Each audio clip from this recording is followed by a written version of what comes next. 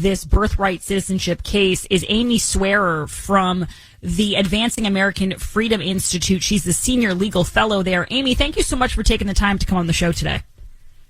Hey, thank you so much for having me.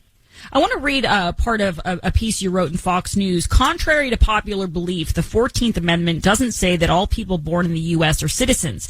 It says that all persons born or naturalized in the United States and subject to the jurisdiction thereof are citizens. That second critical conditional phrase is conveniently ignored or misinterpreted by advocates of universal birthright citizenship. So this has become a huge focus of the arguments today, with the Solicitor General trying to advocate for this same position that you have here. Break it down for us. Why is that phrase so critical? How is it misinterpreted by the left? And what do you think it was originally intended to be read as or interpreted as? Sure. Well, it's so critical because, first of all, it exists in the Constitution, right? It is critical because it is a component of how we actually constitutionally define who is or is not a citizen by birth. As I wrote in the Fox piece, I think there's this long-standing misconception that a lot of Americans have where they just assume the Constitution reads, well, all persons born on U.S. soil are citizens.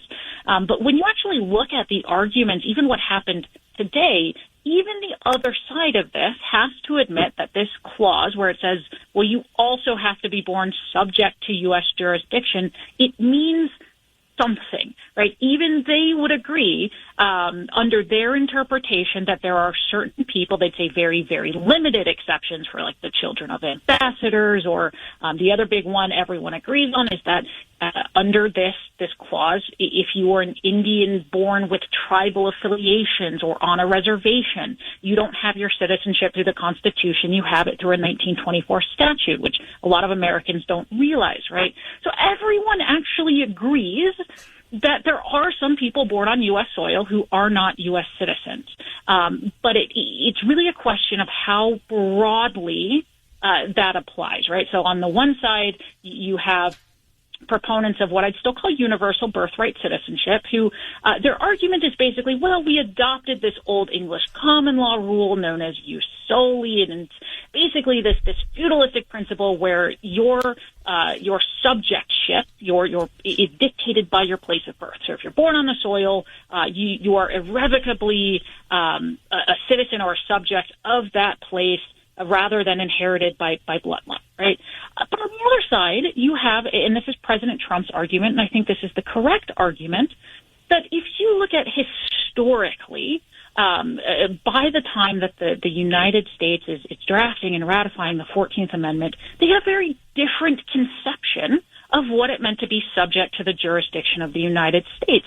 They understood that not everyone, except for these very limited exceptions, that there were people who were here who were still subjects of foreign powers, that the dividing line still isn't bloodline, but you have to owe the United States some meaningful semblance of allegiance, right?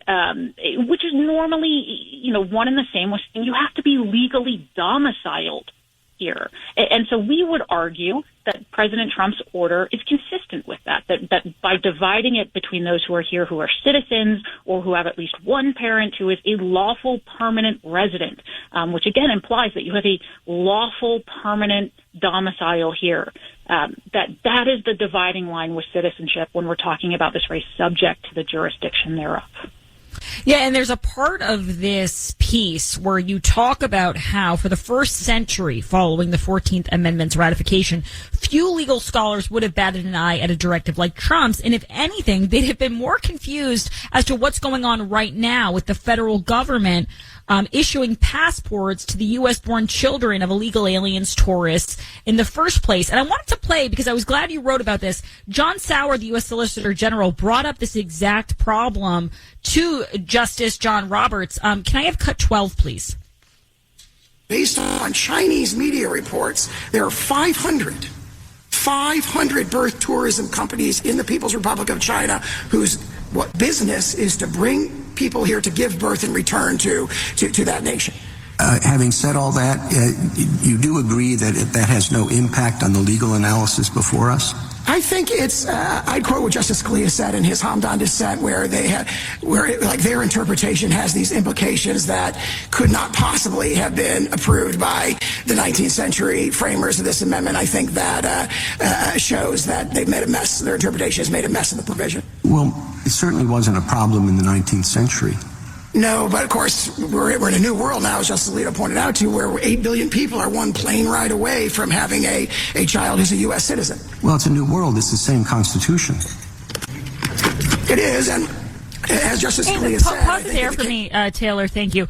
Amy, what's your reaction? Because I think that comment from Justice Roberts is getting a lot of attention online and a lot of... pushback from legal scholars like yourself. It's a new world, but it's the same Constitution. Do you think that's an adequate justification for what's going on with people sending illegal aliens to this country, those illegal aliens having children and then automatically becoming citizens in numbers that we've never seen? Is it enough to say, well, yeah, it's different now, but it's still the same Constitution? Or do you think that Trump has more to stand on that argument? Well, so I'd actually say that, the Chief Justice's comments there, they're not this sort of bashing over the head of Trump's argument that I think this is being taken as. And I think some of this is, I know John Sauer, the SG, sort of struggled there with that response. I actually disagree with him. That this is inconsistent, right? So the first thing I would point out is, to Chief Justice Roberts' point, or to the Chief's point, right?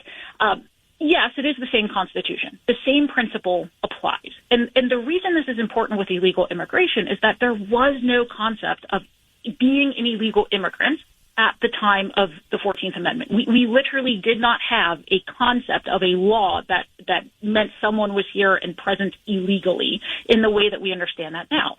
So there is some extent to which you now have to apply reason by analogy to say, okay, well, does this still fit the rule? Are people who are here unlawfully, can they have permanent lawful presence, right? Can they actually unilaterally decide to connect themselves meaningfully to the United States? And I think when you apply that same rule from that same Constitution, the answer is no.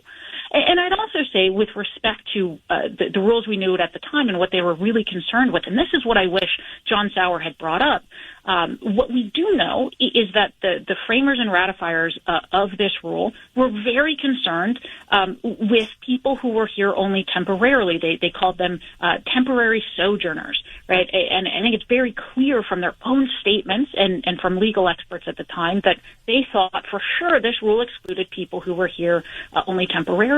And what I wish John Sauer had pointed to at the time was the number of cases we have from the 19th century pushing back on this idea of, we're just suddenly applying it 150 years later. No, in 1885, for example, you had the Secretary of State instructing federal officials to consider a man who was born in the U.S. to not be a U.S. citizen. And the question is why? Well, it's because his father was German, his mother was Swiss, and while they were in the United States, they were never permanent U.S. residents. So they take the kid back to Germany when he's a toddler. They raise him as a German, and then as an adult, he says, "Well, I'm a U.S. citizen. Give me a passport." And the Secretary of State in the 19th century says, "No, you were born subject to a foreign power. You're not born subject to the jurisdiction of the United States." And so I wish John Sauer had pushed back on that this idea of, you're just trying to make up new rules and apply it, as though it's some living new Constitution. No, this is the same rule that we have seen consistently throughout the decades following ratification. Well, it seems like, based off your answer right there, that you felt the arguments today left a lot to be desired on the part of the U.S. Solicitor General. But I don't want to put words in your mouth. Give us your reaction to today's arguments. They've concluded at this point. How do you think it went for the Trump administration, and any predictions you have about this ruling? So let me be clear. I actually thought John Sauer overall did a fantastic job with what he was given. I think the real problem, I'd say that was probably the one of only a handful of missteps that I thought he maybe could have handled a little bit better. But on the whole, I think he did well. This was always, I think, we suspected it was going to be a bit of an uphill battle for the administration. I think you saw with a lot of the justices' questions that perhaps they weren't necessarily diving deep into some of the briefing. I thought their questions actually at both of the advocates left a lot to be desired. I thought they let the other side, the pro-universal birthright citizenship side, get away with just a lot of historical presumptions. For example, the fact that none of the justices brought up these specific examples, right? All of these instances that we have from the decades after the 14th Amendment saying, well, wait a minute, this is how the government used to interpret this rule. I thought the justices were the ones who left a lot on the table in terms of pushing back and really digging into these arguments and making the other side defend some of their, what I would say, just historical presumptions that they have not yet actually proved. So I think that was unfortunate. At the end of the day, I think there were some parts of the argument that went better for the government than I would have expected. But I think overall, it's going to be a tough ride. And that's unfortunate because, again, the history and text and tradition is on the government's side here. Yeah, it's interesting you say that because I've been seeing so much coverage of this from conservatives describing this as an uphill battle. And if what you're saying, and, if you make the argument that you're making, it really shouldn't be. Like, there's a lot on the side of the Trump administration that shouldn't make this such a hard fight to win. I did want to ask you, were there any questions from the liberal justices, Ketanji Brown Jackson, Kagan, or Sotomayor, were there any questions or arguments from them that stuck out to you, or that kind of put a alert on you and kind of raised your antennas while you were listening, that you thought that really shouldn't stand? Anything specific from any of those justices? Well, look, I actually think it's more of what they didn't ask, right? Again, just sort of letting some of these presumptions go, or just sort of softballing questions, where you could just tell there was no real attempt to push back. I'm trying to think through these were long arguments, right? You had about 2 hours there. And I think it will be helpful for everybody to sort of go back through them. But I would say, for all of the egregious nature that we've seen in for example, Ketanji Brown Jackson, some of the questions she's had, especially in, the gun cases, for example, having to be reminded that Hawaii is part of the United States. These were comparatively better, but still, I would have liked to see a lot more pushback from them. I have one more question for you, Amy, before I let you go. And I so appreciate your time. I know you're busy today. One of the cases or the decisions that comes up a lot when we're talking about birthright citizenship is the 1898 decision, U.S. versus Wong Kim Ark. Can you give us a brief summation of why that's so critical to these arguments and why it keeps getting brought up in these oral arguments? Yeah, so Wong Kim Ark is a case from 1898 that dealt with a child born in the United States of parents who were of Chinese descent, but who were lawful, permanently domiciled residents of the United States.